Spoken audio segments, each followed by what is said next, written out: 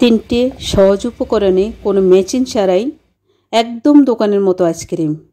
ফ্রিজে 7 থেকে 8 ঘন্টা রাখলে মিলে যাবে ম্যাজিক স্বাদ। নিজের হাতে বানানো এমন আইসক্রিম কি একবার ট্রাই করে দেখবেন না? চলুন পুরো রেসিপিটা একবার দেখে আসি। আমি প্রথমে হাফ লিটার দুধ নিয়ে নিলাম, তারপরে 1 কাপ পরিমাণ চিনি নিয়ে নিলাম। যারা বেশি মিষ্টি খান আর হাফ কাপ বাড়িয়ে দিতে পারেন, তবে 1 কাপ পারফেক্ট হয়। ভালোভাবে নেড়ে চুলায় ভালো করে ফুটিয়ে ঠান্ডা করে নেব আমি। এবার বলকুটে নামিয়ে ঠান্ডা করে নেব। ঠান্ডা হওয়ার পর আমার কাজটাকে আরও সহজ করে দিল ভ্যানিলা আইসক্রিম পাউডার। এটা দোকানে পাওয়া যায়, 75 টাকা নেয়। যে কোনো দোকানে এটা পাবেন।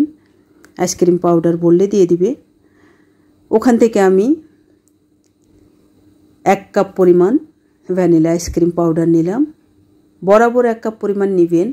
1 কাপ পরিমাণ নেওয়ার পর ওই ঠান্ডা দুধের মধ্যে দিয়ে দিবেন।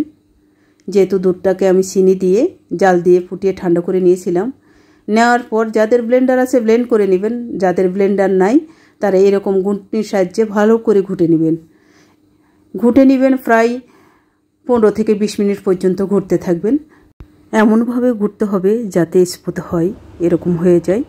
তারপরে এরকম কিছু জার নিয়ে নিলাম, যেগুলো আমার ঘরের মধ্যে বিভিন্ন সময় আইসক্রিম খেয়েছিলাম, ঘরের মধ্যে রেখে দিই।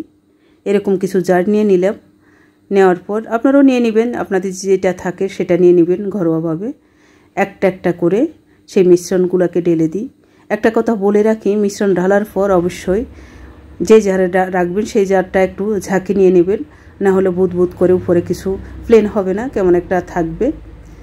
একটু ঝেঁকে নেবেন। আমি ঝেঁকে নিই নাই, ফুলে প্রত্যেকটা জার ভর্তি করে দিলাম। একটা কথা ভেবেছেন কি, আমরা যখন দোকানে আইসক্রিম খাই, এরকম একটা জারের আইসক্রিম হচ্ছে 60 টাকা। আপনি আধা কেজি দুধ দিয়ে আপনি 6টা জারের আইসক্রিম তৈরি করতে পারবেন, যেটা আপনার 300 টাকা হয়ে যায়। আধা কেজি দুধ দিয়ে যদি আমি ঘরে আইসক্রিম বানাতে পারি, তাহলে আমি বাজার থেকে অধিক দামে আইসক্রিম খাবো কেন? প্রত্যেকটাতে আমি এরকম প্রত্যেকটা 6টা আইসক্রিম বোল্ডের মধ্যে আইসক্রিমের মিশ্রণগুলো দিয়ে দিলাম। মিশ্রণগুলো দিয়ে ভালোভাবে ঢাকনা দিয়ে দিই। এগুলো আমি বিভিন্ন সময়ে খেয়েছিলাম, তাই ঘরে রেখেছিলাম।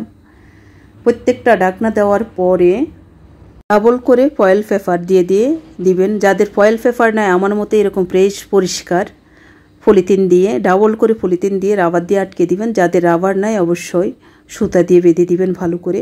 আমাদের ফ্রিজের মধ্যে হয় কি, আমরা মাছ মাংস রেখে দিই, তার কারণে বিভিন্ন ফ্লেভার চলে আসে। আমি এই ছোট ছোট জারগুলোকেও ডাবল প্লাস্টিক দিয়ে ভালো করে এভাবে রাবার দিয়ে আটকে দিচ্ছি।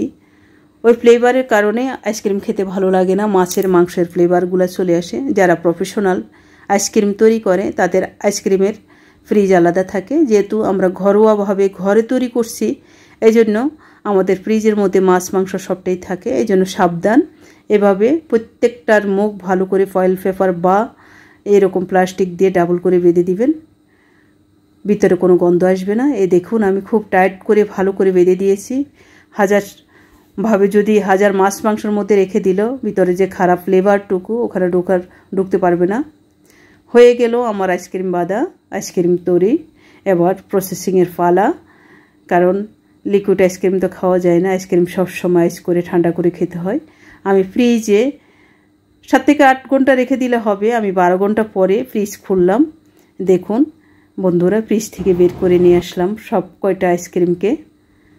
এত ভালো লাগছে, নিজের হাতের তৈরি আইসক্রিম খাওয়ার যে আলাদা মজা, যেটা বলে বোঝানো যাবে না। প্রত্যেকটা আইসক্রিম এত সুন্দর সেট হয়েছে, আমি একটা একটা করে খুলে দেখাচ্ছি। ঘরে তৈরি আইসক্রিম যদিও বাজারের মতো হয় না, কিন্তু তার স্বাদ একেবারে আলাদা। ঘরোয়া স্বাদ, মাটির গন্ধ অন্যরকম, যেটা বলে বোঝানো যাবে না। বাইরের আইসক্রিম কিন্তু অস্বাস্থ্যকর। তারা প্রফেশনালভাবে অনেক আইসক্রিম তৈরি করে, স্বাস্থ্যকর উপায়ে তারা রাখতে পারে না, বিভিন্ন রাসায়নিক কেমিক্যাল দিয়ে দেয়।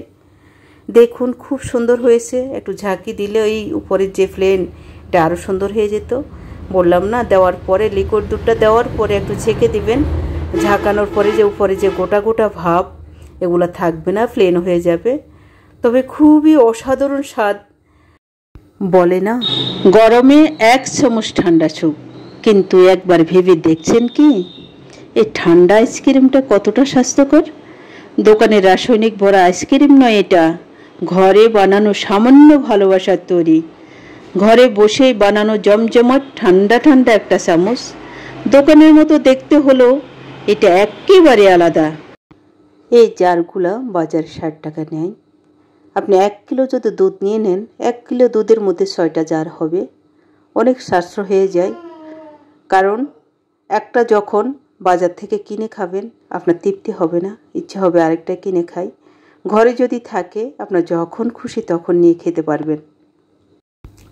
কেন জানি মনে হচ্ছে এই মাটির জারটা যেন শুধু আইসক্রিম নয়, মায়ের হাতের যত্ন, নিজের হাতে বানানো আনন্দ আর ছোটোবেলাকার সেই স্বাদটাকে ফিরিয়ে এনেছে।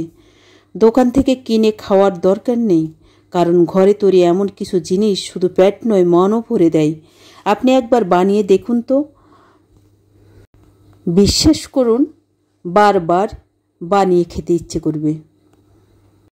তারপর প্রিয়জনের মুখে 1 চামচ তুলে দিতে দিতে আপনি নিজেও বুঝে যাবেন এই ছোট্ট মাটির পাত্রের মধ্যে লুকিয়ে আছে এক চিমটি সুখ।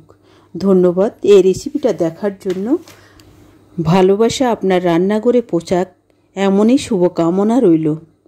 এই ছোট্ট জারে থাকে 1 চিমটি সুখ, আপনি চেষ্টা করে দেখুন।